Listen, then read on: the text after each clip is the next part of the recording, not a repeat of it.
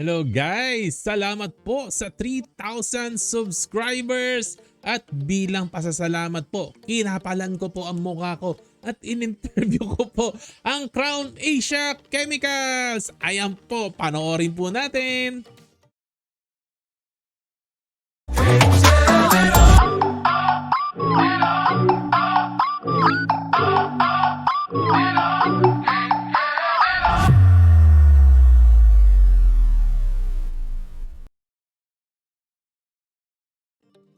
Welcome back! Ayan, Crown Asia Chemicals, special interview. Hindi na po lingid sa inyo, no?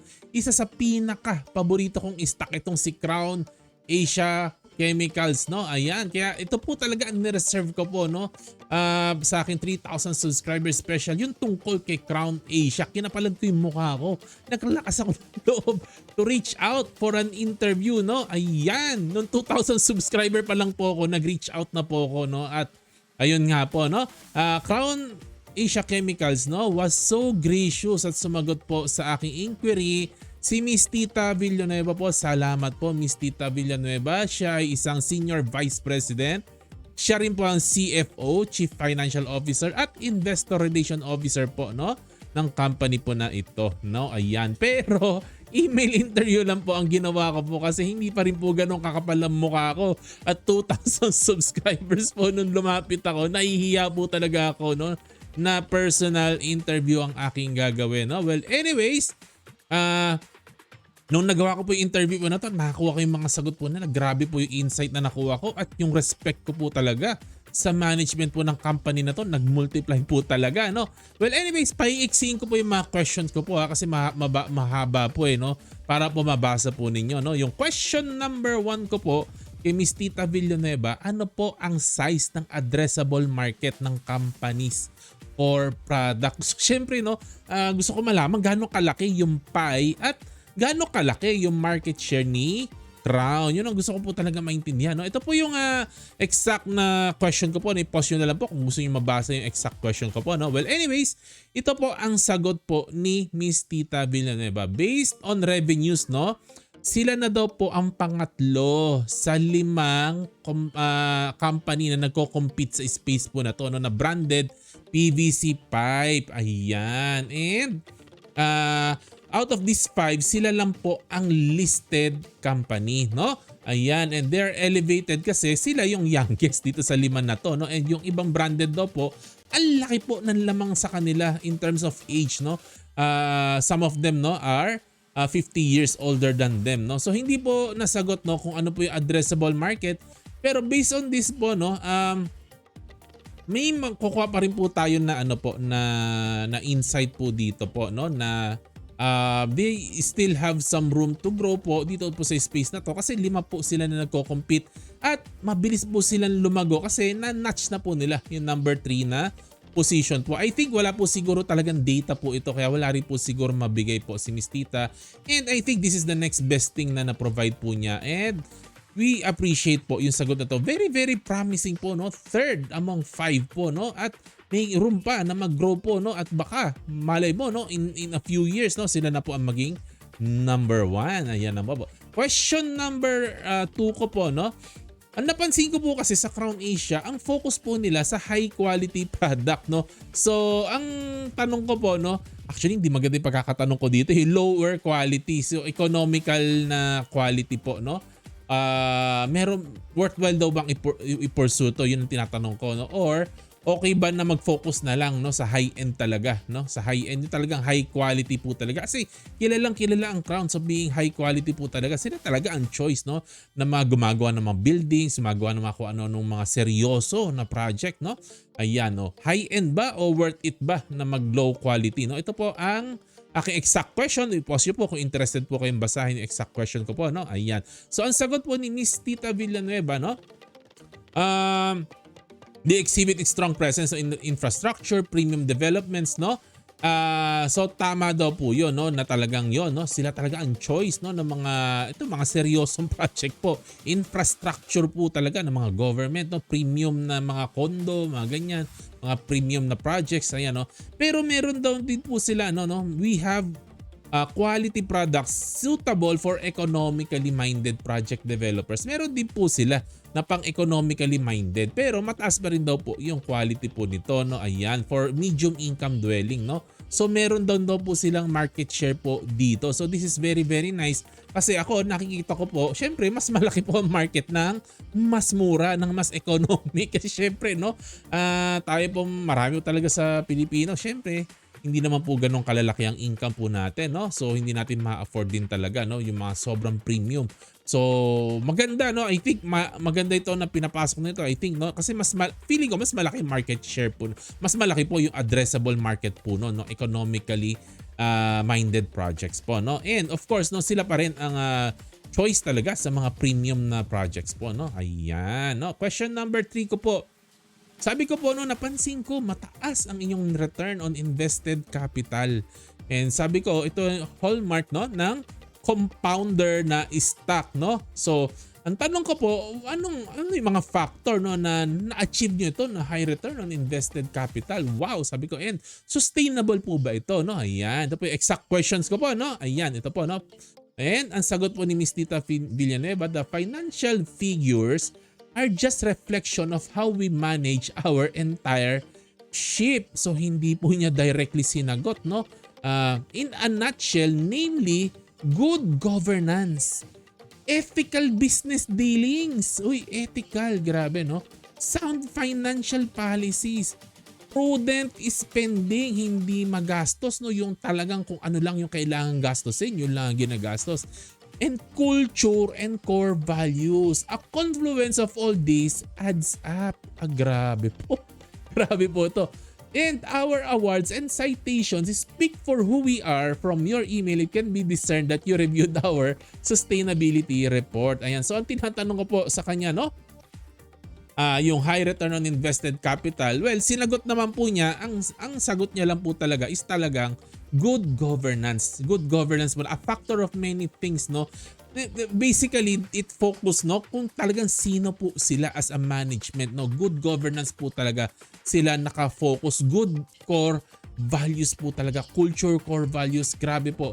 Sobrang humanga po ako sa sagot po nito ni Miss Tita Villanueva, no? Thank you po, Miss Tita Villanueva. Question number 4 ko po, no? Ang sabi ko po sa question number 4 ko, I am so impressed, no, kung paano tinitreat ang employees. Kasi binabasa ko po talaga yung iba't ibang report, no, tungkol sa kanila. Kasi nakikita ko talaga sa annual report nila, may budget po sila for salary increase and trainings. So ginagawa po talaga nila to. And then during the pandemic, wala silang ni-lay off. At hindi lang walang ni-lay off, wala pong alternating na ano po, na duty, hindi katulad sa ibang company. O sige, walang i-lay off ha, pero 3 times a week na lang kayo papasok ha kasi hindi na lang kami papasweldo. Hindi. Sinacrifice po nila, no, yung short term na profits po nila para po matulungan din po nila employees nila, no, na talagang pinapasok nila sa trabaho, no. And ang tanong ko po, mataas ba ang moral and how does this help the future performance of the company? All right. Ayan, ito po yung exact question ko po sa kanya, no? At ang sagot ni Miss Tita Villanueva, we value our employees, their health and well-being. Grabe po. Ako naniniwala po ako dito, no, sa sinabi po niya, no? I think nandun yung passion po talaga, yung pagmamalasakit po nila sa employees, no? It is a primary concern they have economic security to be able to take care of their families. Ayan po ang gusto po natin sa management, no? Yung nakatingin po sila sa employee at saka sa pamilya ng employees po nila na talagang inaalagaan po nila. You are well informed about how we managed to support them during the lockdown and the pandemic years. There were so many quick decisions made. Ayan, no? So respect po talaga. Our HR department strives to maintain robust engagement with our employees through communication, company events, CSR project, Viber, Crown Family, chat group, and many others. Ayan, no? So talaga pong si Crown Asia, no, talagang inaalagaan po nila ang kanilang employees po, no? Ayan. However, some realities, no, most growth companies are experiencing as they need to expand hiring, no? They are faced with more Gen Zs in this era. Many possess a different mindset about work ethics. Thus, it is anybody's guess how this will play out in the future. Ayan, so tingnan po natin. No? Ako naman, pagdating naman sa Gen Z, mataas po ang respeto ko rin po sa mga Gen Z. No? Gen Zs are very, very smart people. So I think no, baka maganda naman po ang maging future ni Crown Asia kapag yung mga Thunders na employees napalitan na po ng mga Gen Z na employees. No? Ayan, I mean, optimistic pa rin po ako. No? Alright. If I may, the word growth can mean differently from one industry to the other with different metrics. You can see a certain business with billions in revenues with percent growth year on year and yet stayed in the reds. Oh, yun. No? So, mabigat po to. No? So, hindi lang daw talaga ang tinitingnan natin yung growth in revenues lang din daw po. No? Ang titingnan pa rin po natin yung complete picture, no? Ay, ano yung mga grow ka ng grow pero ang dami mo naman problema as a company. Yun po siguro ang message ni Miss Tita po dito, no? Ayan, punta na po tayo sa question number 5. Ito po, inspired po ito sa pagkakaintindi ko kay Jeff Bezos philosophy, no? Kasi sabi ni Jeff Bezos, may tatlong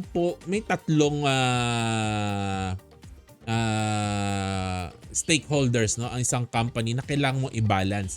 Yung shareholder, yung employee at saka yung customer. At ang sabi po ni Jeff Bezos, mahirap pong i-balance mo itong tatlong ito. Halos imposible. Kaya sa Amazon po, si Jeff Bezos ng Amazon na Amazon.com, si Jeff Bezos sa pinakamayaman sa buong mundo, no? Kinalimutan na niya yung shareholder at employee. Nag-focus na lang siya sa customer. Kilalang kilala talaga ang Amazon, no, na talagang hindi nila inaalagaan ang employees po nila.